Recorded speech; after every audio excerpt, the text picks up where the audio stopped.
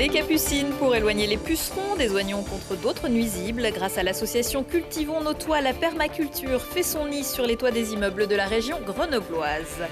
Courir, sauter, faire des pompes, test physique ce matin au stade Bachelard pour les anciens et les nouveaux joueurs du FCG de retour de vacances. Sous l'œil attentif du manager Fabien Gégenbacher. Et puis Kylian Jornet n'a qu'à bien se tenir dimanche pour sa première course au trail des passerelles du Monténard, celui de la Mine Express. Notre technicien Baptiste est rentré dans les 30 premiers. Bonsoir à tous, ravi de vous retrouver dans ce JT du jeudi 8 juillet 2021. Toutes les heures à partir de 18h, l'essentiel de l'actualité du Grand Grenoble. À l'horizontale de l'été, faire pousser ses propres fruits et légumes, un luxe pour certains, peut-être, mais que nenni, le jardinage se pratique aussi en ville, sur les toits des immeubles. Selon une étude de chercheurs de l'INRIA, les niveaux de production des bacs seraient même comparables, voire supérieurs à ceux de jardins familiaux de pleine terre. Depuis 2014, l'association Cultivons nos toits développe cette permaculture dans la région grenobloise. Charlotte Faulkner. Cela fait maintenant plusieurs années que sur les toits des nouvelles habitations fleurissent des jardins ou encore des potagers. Sur le toit de cet immeuble récent du quartier Flaubert, les habitants ont planté des fruits et des légumes accompagnés de l'association Cultivons nos toits. Ils sont complètement libres de planter ce qu'ils veulent sur leurs parcelles privatives. Ils se mettent en commun sur les parcelles collectives, donc là c'est vraiment ça leur apprend aussi à se diviser les tâches. Et après c'est à eux d'être autonomes, donc tout ce qui est arrosage, désherbage, paillage en prévision de l'hiver. Le but c'est vraiment pour nous de les rendre autonomes, mais surtout qu'ils se fassent vraiment plaisir, et on n'est vraiment pas là pour fliquer, on est là plutôt pour les aider à réussir dans leur projet de parcelle. Si les toitures végétalisées sont de plus en plus répandues, c'est qu'elles apportent de nombreux avantages, à la fois écologiques et sanitaires. Meilleure isolation, réduction des îlots de chaleur, meilleure gestion des eaux pluviales ou encore amélioration de la qualité de l'air. Sur ces toits, c'est donc avec une approche éco-environnementale qu'on s'occupe des fruits, des légumes ou encore des plantes. On va avoir moins de produits à utiliser puisque du coup on a la capacité de savoir la qualité de la terre qu'on a, qui va nous permettre de choisir aussi qu'est-ce qu'on va y planter. Et bien sûr de laisser une partie des plantes qui poussent sauvages, qui vont favoriser du coup que les ravageurs vont aller attaquer avant d'attaquer les cultures qu'on fait. On va planter des capucines pour qu'elles attirent les pucerons et que les pucerons n'aillent pas sur les tomates ou sur nos fèves, comme on a pu avoir des problèmes comme ça. Et en fonction de certaines associations de plantes, on peut aussi entourer nos cultures d'oignons qui sont des répulsifs à insectes. Et en fait, en faisant certaines associations comme ça, on évite d'utiliser énormément de produits. Ces véritables jardins sur toit participent au concept de nature en ville, mais contrairement à l'agriculture en zone rurale, ces toits végétalisés sont confrontés à d'autres problématiques. L'un des soucis principaux que moi j'ai pu rencontrer sur la culture sur toit, c'est en fait tout ce qui va être propagation de maladies. Il faut se représenter la ville comme étant aussi des couloirs avec le vent qui s'engouffre dans ces couloirs et qui du coup potentiellement va propager une maladie qui peut être à l'entrée d'une avenue. Et sur une avenue qui fait, 8 km, on peut retrouver du coup cette maladie sur tous les balcons de cette avenue. Les toitures végétalisées, un concept qui séduit de plus en plus. Aujourd'hui, 15% des toitures plates accueilleraient de la végétation, soit plus de 10 millions de mètres carrés de toit.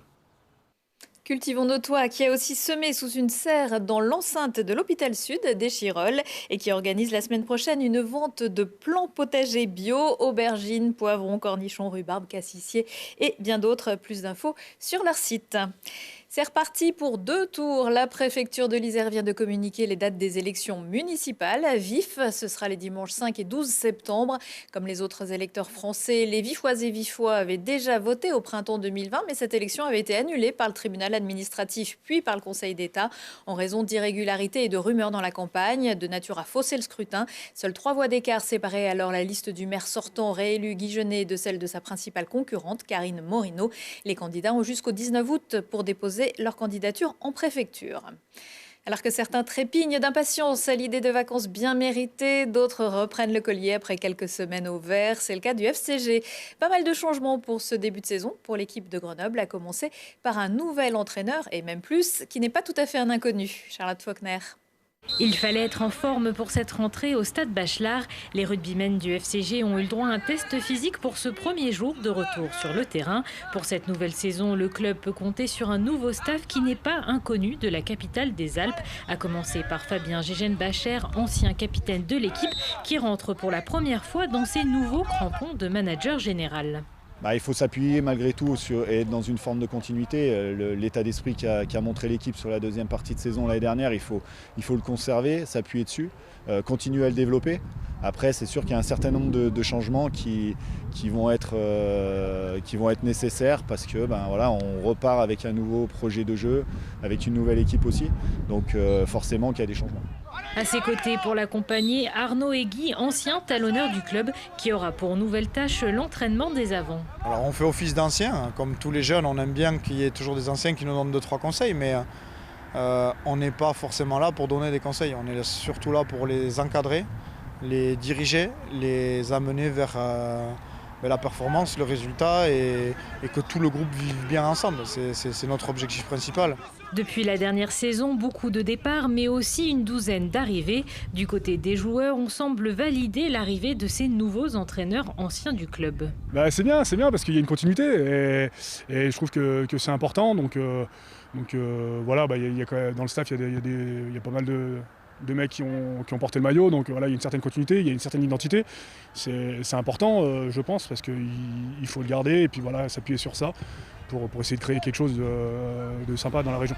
Le nouveau staff a fait le choix de donner plus de vacances aux joueurs, 6 au total. La préparation devrait donc être intense pendant tout ce mois de juillet. Franchement, on a bien eu le temps de couper et au début on est vraiment content les premières semaines et après au fur et à mesure que les semaines avancent de vacances, on retrouve cette envie de s'entraîner et ouais, ça nous redonne faim en fait.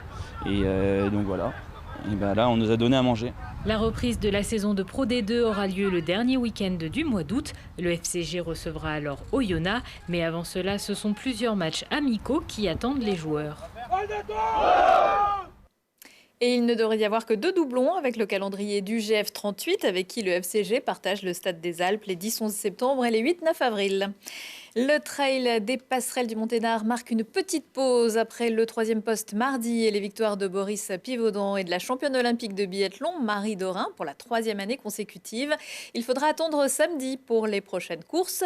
Pour tous ceux qui seraient en manque, on vous propose de revenir sur la course de la Mine Express de dimanche. Au départ, pas de cow-boy ni d'Indien, mais Baptiste Bertrand et Lucille Dailly. Ce n'est pas la première fois qu'on lui colle un dossard sur le poitrail, sauf que Baptiste le décroche habituellement après 49 secondes au bout de 400 mètres de plat. Mais le sens du devoir dans la peau, notre cadreur, réalisateur, monteur devient grimpeur. Défi du jour, courir son premier trail de 14 km. Il y a 800 de dénivelé, donc il faut le convertir en 8 km en plus. Donc en fait ça fait l'équivalent 14 km plus 8 km, ça fait quasiment un semi-marathon, j'ai jamais fait ça. Donc je vais partir tranquille, puis on verra après si je me sens pousser des ailes.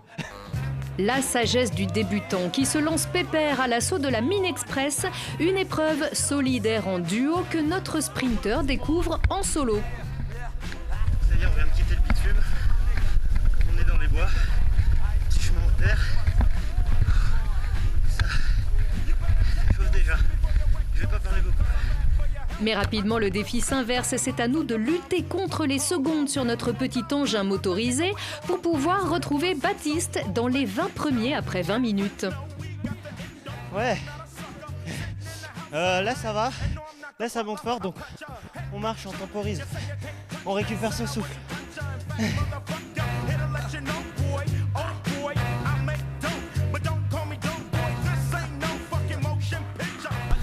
tellement calme. Perdu. Ah non, c'est bon, il y a un fagnon. Je suis sur le chemin. Allez. Retour à la civilisation au ravito et après 45 minutes de course, notre trailer novice est toujours frais comme un gardon. Nous, en revanche, on peine à le suivre et le pire, c'est qu'il s'arrête parfois. On a atteint le sommet.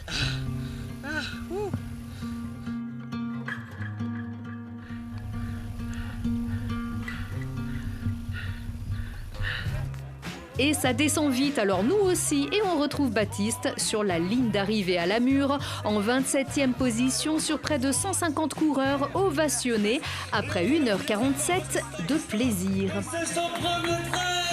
Je suis parti tranquille et quand je savais que j'étais en haut de la crête, le plus dur était passé, donc voilà, là j'y suis allé quoi. Voilà la force tranquille, l'humilité, oui, la relève des trailers de Télé Grenoble est assurée. Bravo encore Baptiste, on l'embrasse. Vous retrouverez notre autre trailer maison actuellement handicapé par une entorse, et oui, les risques du métier. Pour commenter en direct les 2 dernières courses du Trail des Passerelles du Monténard dimanche, ce sera à partir de 9h30 sur Télé Grenoble. Ouvrez les yeux, une nouvelle saison culturelle démarre en Isère sous le signe de l'appel de la forêt.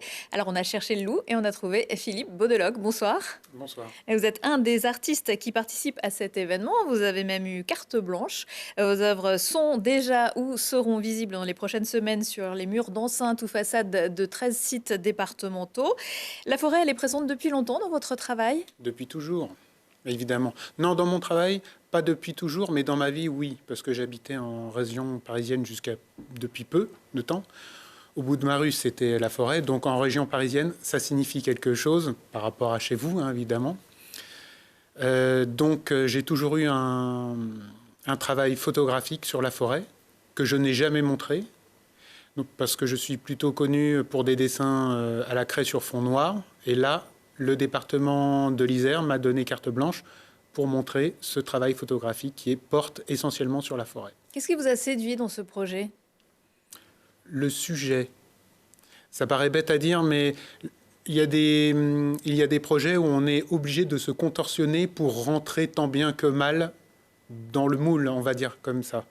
Donc là, je n'ai rien eu à changer, et juste à montrer. Et ça, c'est très, très, très agréable, en fait. Donc on le voit sur ces images, Oui. je crois que c'est sur les façades pour l'instant du Villa musée Hébert, Hébert, oui. à la Tronche. Donc vous posez de grandes photographies. Quelle est la technique que vous employez ? Alors là, il y a 2 techniques, enfin 2 esthétiques, les dessins blancs sur fond noir et les photographies. Mais les 2 sont imprimés sur du papier et apposés sur le mur, collés sur le mur, parce que ce sont des sites classés. Donc il faut faire attention quand même. Voilà, c'est ça, la technique. Donc ça se rapproche un peu de mes préoccupations, c'est-à-dire le côté éphémère, fragilité, mais comme une force. Voilà, c'est un peu ça l'idée. Alors après, les dessins noir et blanc expriment essentiellement la conciliation des contraires. C'est-à-dire que ça évoque le cosmique, mais en même temps l'organique, c'est-à-dire l'infiniment grand et l'infiniment petit. Le lien entre tous les règnes, grosso modo, c'est ça. Et le travail photographique, qui représente des yeux, est issu d'une réflexion que j'avais eue à la suite, parce que j'avais entendu une phrase d'un thérapeute qui avait dit, mais à propos d'un lion dans le zoo, il disait, mais qui vous dit que ce lion-là, que l'expérience n'est pas à double niveau, c'est-à-dire que lui aussi regarde le comportement des humains, puisque finalement, dans la savane, oui, il n'en a pas spécialement l'occasion, mais là, oui. Donc je me suis dit, et c'est ça l'idée, en fait, c'est l'humain, en regardant les différents règnes, en tire des lois, mais qui vous dit que ces règnes, animaux, végétaux, même minéraux, et même après, on peut très bien imaginer d'autres formes de vie plus évoluées dans l'espace, en nous observant, modifient leur comportement. C'est ça le sujet, en fait. On a vu quelques images oui, chez l'imprimeur. Vous savez combien oui, de kilomètres de papier vous avez utilisé ? Je ne préfère pas savoir. Désolé. Non, beaucoup. Beaucoup. Il y a des bandes qui font 10 mètres de long. Bon. Bon, bah après, voilà, faut être un peu appliqué pour coller, oui, pour coller tout ça. Oui. Vous travaillez le noir et le blanc. C'est un petit peu de blanc au Pays de Soulages ou... Disons que ça rejoint un peu mon leitmotiv, on va dire. C'est blanc et noir. Conciliation des opposés. Courbe et droite. Infiniment grand, infiniment petit. Les dessins habituellement réalisés à la craie sont fragiles, à la craie donc, mais ils sont grands. Donc il y a une espèce de... Donc c'est l'addition de tous ces paramètres qui fait l'intérêt et l'expérience de ces dessins, parce que je considère qu'il y a deux formes d'art, J'avais entendu dire ça, donc je le reprends parce que ça m'arrange bien en même temps et je trouve ça plutôt pertinent. L'expérience d'art et l'œuvre d'art. L'œuvre d'art, c'est le dessin ou la peinture encadrée. Tout le monde l'identifie, c'est une œuvre d'art. Et l'expérience d'art qui est plutôt liée au physique. C'est-à-dire, si je suis avec vous dans la rue et que je vous montre le sol bitumé, vous savez immédiatement que c'est froid et dur. Vous ne vous servez pas de votre tête. Vous le savez. Vous avez cette sensation dans le corps. La craie fait partie de ces matières. On sait tout de suite, si on touche, le dessin, c'est foutu. S'il pleut dessus, c'est fichu. Donc, généralement, les gens, quand ils le voient la première fois, quand ils voient ces dessins-là la première fois, ils ont un coup d'électricité. Ils se disent « Ah, mais si j'y touche, n'y touchez pas. Et si la pluie les détruit, ben c'est comme ça. » Et c'est ce qui fait aussi le charme de ces œuvres. Vous avez d'autres projets ? Plein. Donc après... En fait, moi, j'œuvre dans tous les... J'essaye, non, c'est plutôt moi qui dirige la chose. J'essaye d'œuvrer dans plein de domaines. Par exemple, en ce moment, il y a une exposition collective dans les caves de Champagne-Pontbry, par exemple. Ben là, c'est une toile. Après, j'ai des t-shirts qui vont sortir avec la marque Homecore. Agnès B aussi. Voilà, et puis des projets. Et puis alors, après, c'est pas fini. Hein. L'Appel de la forêt, je reviens. Là, je poursuis les jours prochains et je reviens en septembre pour une nouvelle fournée plutôt axée sur Grenoble cette fois-ci. Très bien, on essaiera d'aller faire quelques images pour vous les montrer. Merci Philippe Baudeloc. Merci beaucoup. Je rappelle que vos collages monumentaux sont à découvrir un peu partout en Isère à l'occasion de l'Appel de la forêt en Isère. Beaucoup de bruit pour rien, vous l'aurez compris, il ne s'agit pas du résumé d'une journée de travail en open space, mais le titre d'une célèbre pièce de William Shakespeare. Dans leur adaptation présentée en ce moment à la MC2 à Grenoble, Maya Sandoz et Paul Moulin représentent à leur manière le mensonge, la duplicité, l'imposture, des illusions qui font encore écho aujourd'hui. Attention, dernière représentation vendredi à 20h30. Prochain rendez-vous avec l'actu dans 1 heure et en replay sur télégrenoble.net. On se quitte en musique avec Xuidek, projet de pop alternative française qui sera en concert vendredi à Grenoble à la Guinguette électrique, un lieu éphémère de musique à côté de la Belle électrique pour s'en mettre plein les oreilles et gratuitement en plus. Excellente soirée à tous. Focus partiel, photographie martienne.